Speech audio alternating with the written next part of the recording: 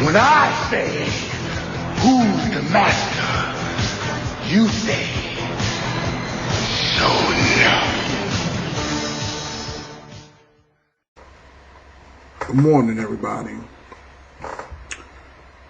I'm doing a special video today on a subject that's very, very close to the heart, and that is video gaming. You know, I consider myself a gamer, and not just any gamer. I think I'm at that top, well, I wouldn't say I'm at the top echelon of gaming, because quite honestly, I don't put in as many hours in gaming as I used to. I used to be a sun up to sundown, anything I get my hands on, I'm playing it, consuming most of my day. I'm an adult now, I got responsibilities, I have a wife, I got jobs, blah, blah, blah, blah, blah. Nobody wants to really hear about that. So, I usually do my gaming on the weekends, but I'm very, very still enthralled in the knowledge and the goings-ons of the gaming industry. So, the purpose of this video is to talk about next gen. Next gen gaming is, in my opinion, getting out of control. I remember years ago when the Xbox first got revealed, when the PlayStation 2 was revealed,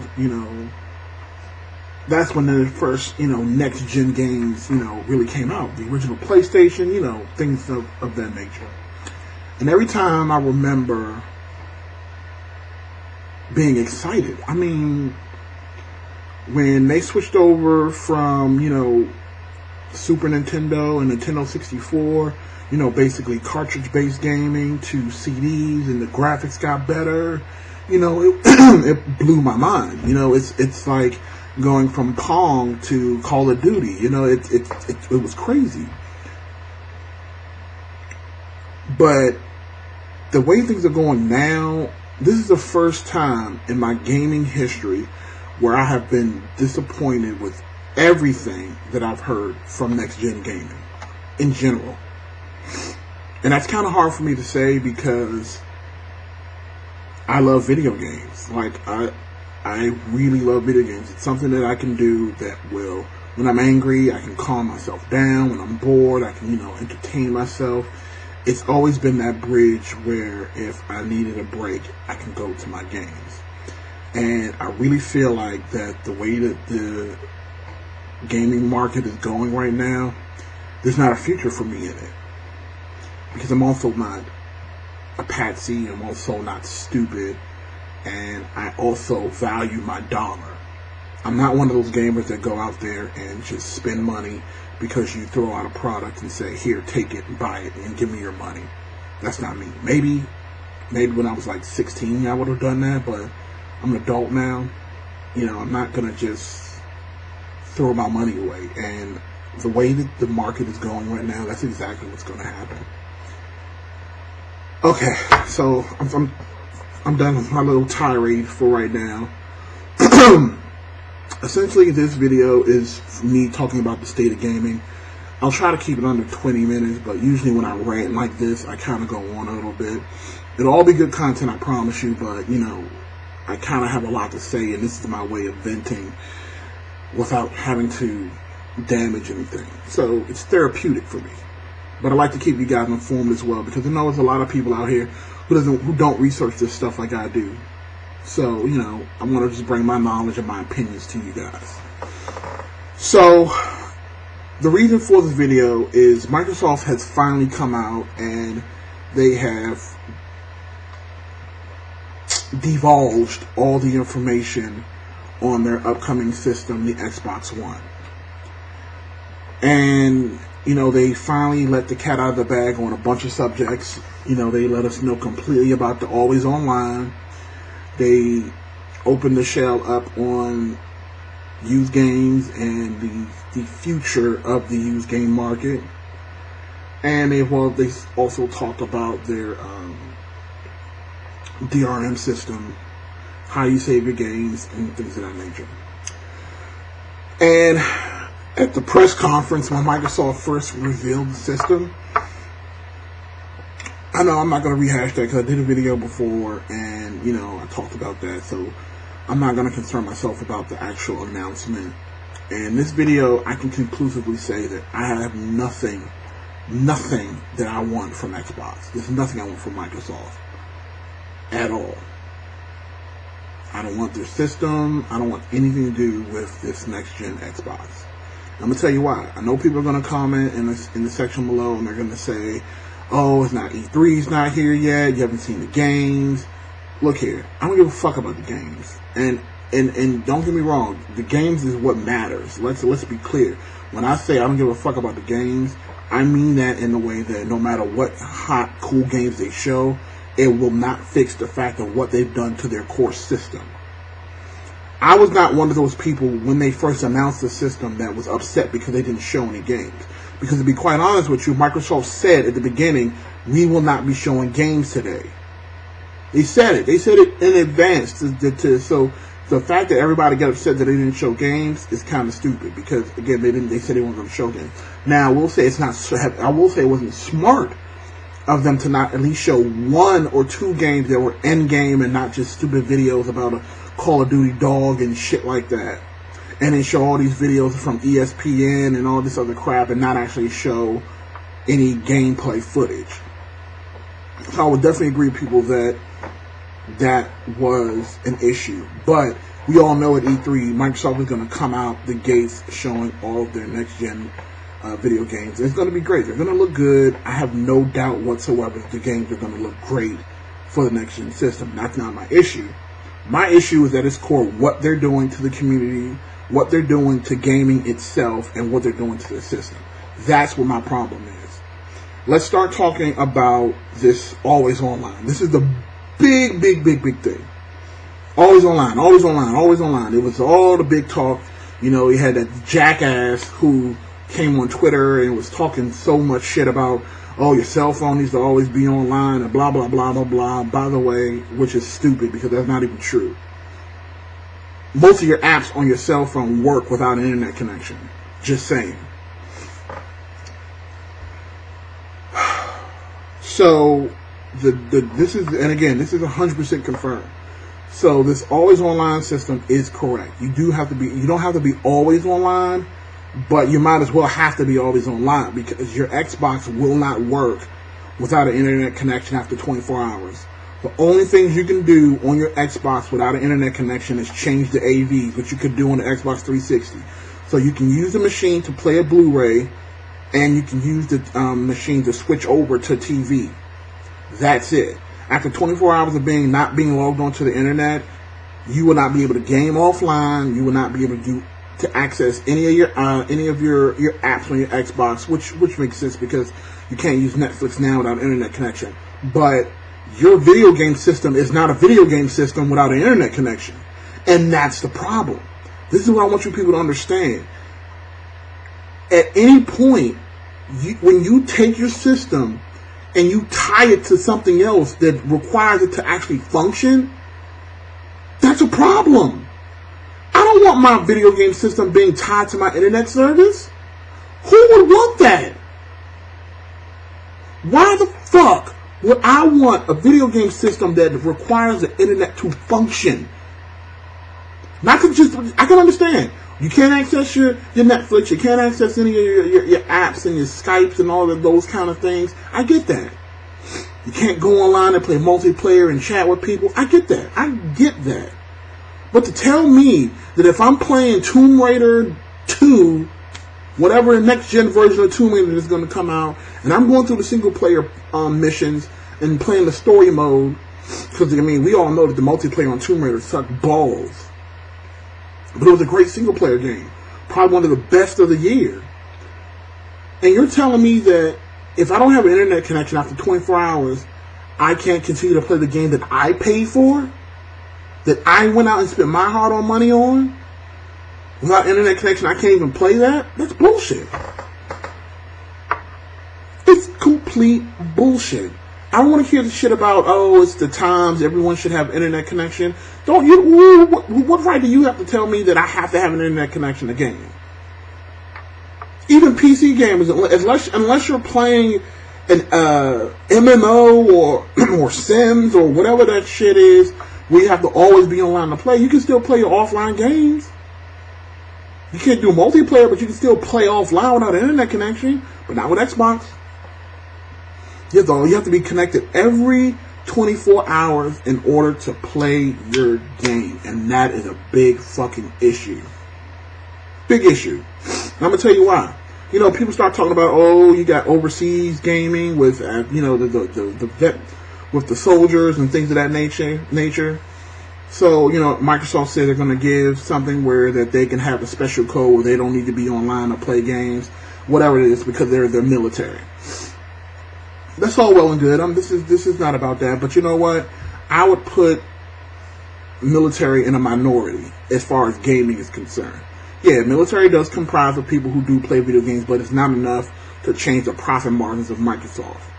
But there are a lot of other gamers out there who don't necessarily use internet connection all the time. They got people. What if you got a home where people who normally play video games, they're cutting back, so they might cut the internet service in the house, because guess what? You don't need an internet service to have cable, so your family can still watch television without having the internet. So there's a lot of people who are cutting back, and they wanted to say, hey, you know what? We're not going to have internet for a while. You know, internet's expensive. We're going to cut that off for a while. Bam, your system is dead. After 24 hours, you will not be able to play your Xbox One because your family turned off the internet for a while. What if you're in one of those rural areas where the internet service does not exist at all, or it's very slow? I promise you, if you have a very slow internet connection, your Xbox One will not function correctly. I guarantee it. Guarantee it. I can barely stream shit on my own computer sometimes because my internet service is so slow sometimes. And I pay for premium internet service. So my bandwidth is supposed to be higher than most, and that shit is lackluster at best sometimes. You know, and to me, that right there killed you guys. When you guys said that always online, that killed you. That was the nail in the motherfucking coffin, right there. So if I want to take my game system, and this is the funny thing. So if I want to take my gaming system to my buddy's house for the weekend and play games, and he doesn't have an Xbox One, but I have mine, and what if his family doesn't have internet? I can hook up and connect my Xbox here and go to his house for 24 hours. If I stay at his house more than 24 hours, we can't game. So if you got little kids that want to go over to their buddy's house who don't have an Xbox and they want to play his Xbox, but they don't have an internet connection, they can only game for 24 hours. Then it's useless. Just saying. Let's move on to the other announcement they had about the used game market. Now, the used game market is a huge market. And I'm going to be honest with you. I typically don't, in the technical sense, I don't buy used games. But let me explain. I have an issue with GameStop. I always had. You know, I was not one of those people who went to GameStop and bought a game, you know, to save $10 to get it used, unless it was a game that had already been out. And then, you know, it had been out for a while. Like, for instance, I was Infamous 2. You know, Infamous 2 was a game that I really, really wanted to play, but I never jumped onto it when it first came out.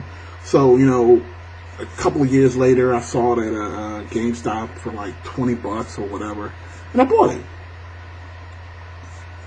So that's the extent of it. I haven't traded a game in at GameStop in forever, because you know what, GameStop fucks you in the ass, and I get that. GameStop is one of those corporations where they don't care about the gamer, they care about their bottom line and making money. Yes, they do offer a service that we need, but they fuck you over for it. And I don't like that. So I don't like the fact that I can buy a $60 game, beat it, get tired of it, and feel like, hey, let me give it to you guys, and then you give me some money back. So I'll pay $60 for a game, give it to you, and you give me $15 for it when I paid $60, and then you turn right around and put it back on the shelf for $55 and sell it, and when you only gave me $15 for it. So you screwed me on it first, and then you're going to profit on it twice. I didn't like that, and apparently developers didn't like it either, because they weren't getting the second-hand cut of that money. And that's where this whole thing comes from. Microsoft is very brilliant in this point. So what they do, and I'm not saying they're brilliant in a good way, I'm just saying that they're smart and they're conniving, but they do it in a good way.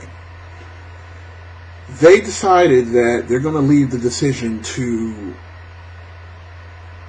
how used games work up to the developers. They're not going to charge any fees for you to sell used games. They're going to leave that up to the developer. So the developer will be able to make a game. So they come out, let's just use Naughty Dog as an example. I won't use Naughty Dog because Naughty Dog is a Sony thing. We don't know anything about Sony just yet. So we'll go with Halo. So say Halo, the people who make Halo make the new Halo 4. They can make a decision to say, hey, number one, do we want this game to go as used game? They can say, no, we don't want you to do this as a used game, and you won't be able to trade this game back in at all. Then they'll also say, hey, maybe we will allow you guys to trade this game in, but it'll only be one time. You can only do it once. Basically, they're leaving it up to developers to pick and choose what we do with a game once we purchase it. And that's not right. That's the bottom line is that they're leaving it up to the developers to decide what we do with a game that we purchase. So if I go to the store and buy this game for $60, $70 because the next gen games are going to be more expensive, you're going to then tell me that once I buy this game, I can only install it on this system, and then I can only sell it one time, or I can only trade it in one time, and that's it. So you're essentially the game's not yours. The game is not yours. And that's the whole problem with DRM in the first place, because the games are not yours. You're forced to save them onto the 50 gigabyte hard drive on the Xbox, which is fucking ridiculous, because who the hell... 50 gigabytes is nothing nowadays. And I can't even believe I'm saying that, because I'm the same guy who got like a 10 gigabyte hard drive when the Xbox first came out. I don't know, 10, 20, whatever the hell it was when the Xbox 360 came out. It's 5 gigabytes or whatever the case may be. So you're telling me that once I get the game, I have to save it onto your system. And once it's on your system, it's tied to your gamer tag that you guys control. And you can play it on your friends. If you have another friend that has an Xbox One, you can go over his house and access your games through his house. You still have to download it onto his system, which is still taking up his space, but you can still do that. But here's the problem. Cloud gaming. Let's talk about cloud gaming for a second. I know I'm jumping around a little bit, but I'm connecting the dots. Cloud gaming, and I won't say cloud gaming, the cloud, as Microsoft likes to put it. There's a reason why they only gave us 50 gigabytes of space. And they haven't talked about this, but I promise you, I guarantee it, that this is going to be what they're going to do. They give you 50 gigabytes of space on your system. You're going to run through that with the quickness. If you buy movies online and you take them to your Xbox, that's going to take up space. If you have to, any video games you get will have to get saved on there. And I promise you won't be able to save more than, I don't know, 5 to 10 games on your Xbox One before that hard drive gets filled. I mean, think about it. Blu-ray disc can hold up to. I'll research that and come back to you, but it can hold up to a lot. I can't remember. It's like 50 gigabytes on a Blu-ray drive or something around there. But what Microsoft is going to do with cloud gaming is they're going to give you the space on the Xbox One ahead of time.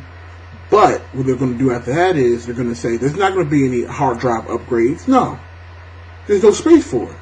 They're not gonna go and sell external, thumb drive that you can enhance your the space on your Xbox. They don't want that. They want you to then have to get a subscription to cloud and have to get more storage space so you can save all your data online. So then your games are not even physically on your system anymore. They're actually being saved on Microsoft servers where they have complete control over them. So say you run out of space on your Xbox, then you want to start saving your data on the cloud. So then all your stuff is stored on their servers, and it's on the internet, and again, it's even more tied to something else. So then it's going to be at the point where if you're not online at all, you can't even access your games online because you don't have an internet connection. There it is again. It's like they're taking your shit and they're completely just taking hold of it. They're just basically just saying, they're raining down your own shit. Like, you pay for a game, and then you pay them again to have the privilege to save that information online in the cloud. Yeah, we'll give you 100 gigabytes in the cloud, and they'll charge you money for that as well. Of course, they're not going to give you the memory space for free, and they got all these servers where they're going to have all your information, and of course it's secure because that kind of information can't get hacked by hackers. Because hackers aren't that good. The Xbox One is a hack-proof system. Yeah, right. You're just basically giving hackers the opportunity to go in and fuck with your system. I'm just but again, this is what happens. I get on these things and I just keep talking.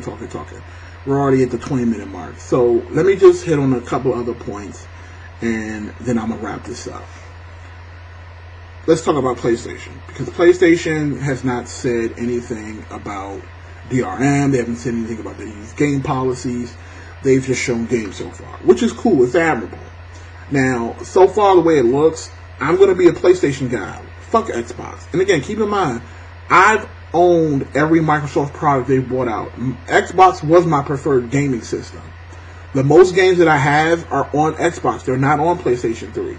I use PlayStation 3 for their exclusives because they have the best exclusives hands down. Uncharted, they got the Last of Us, which got a 10 out of 10. Jesus Christ. God of War, Heavy Rain, they have the best exclusive games on their system, hands down. So that's what I primarily use my Xbox for. My PlayStation for. But in this instance, I don't want anything to do with Xbox. If this is the kind of community, this is the kind of thing that you want to create, I don't want anything to do with it. I'll stick with my Xbox 360 because, to be honest with you, at least for right now, I don't need PlayStation 4 or Xbox One. I don't need it. They're bringing out fantastic games. Beyond Two Souls on the PlayStation 3, The Last of Us, Grand Theft Auto 5. I don't need Xbox One, and of course those games are going to get ported over to the Xbox One most likely, but if they're going to be on the Xbox 360 and I can pay cheaper for it, why the hell would I even care about Xbox One? Why? And don't even get me started on Kinect. I don't even have enough time to talk about my issues with the new Kinect sensor, other than the fact that there's another thing that needs to be tied for your system to work. So you're going to have to be connected to the cloud. You're going to have to be connected to your Xbox Connect at all times, or else the system won't work. But anyway, back to Sony. I have not one of these people who think that Sony's going to be the savior of gaming industry. Because at the end of the day, Sony has had some shady business practices as well. I don't have enough time to go into all of them. But it would be very, very shocking to see if Sony decides to go with a completely different model on used games. I just don't see it happening. I don't. I really see Sony doing something very similar to what Microsoft is doing in regards to the used game market. Because they're not going to have a situation where you can go to GameStop and Xbox does use games one certain way and Sony does something completely different. Like, I'm not going to see a situation where Sony says, oh yeah, your games are saved on the disc and you don't have to worry about having to save the games to the hard drive. Because the PlayStation 3 does that now. You have to save a portion of your game to the system, even with most games right now. And that pisses me off too. What did I just beat on the PlayStation 3? What game was that? Assassin's Creed 3. Oh, Injustice Gods Among Us. I got Injustice Gods Among Us, and I had to install like 10 gigabytes of space on my PlayStation 3 in order just to play it. And then I come to find out I had to actually go back in and erase some other game data just to have enough space to play the damn game. And that really pissed me off. And that's how I knew that PlayStation is doing their stuff a little bit more strategically.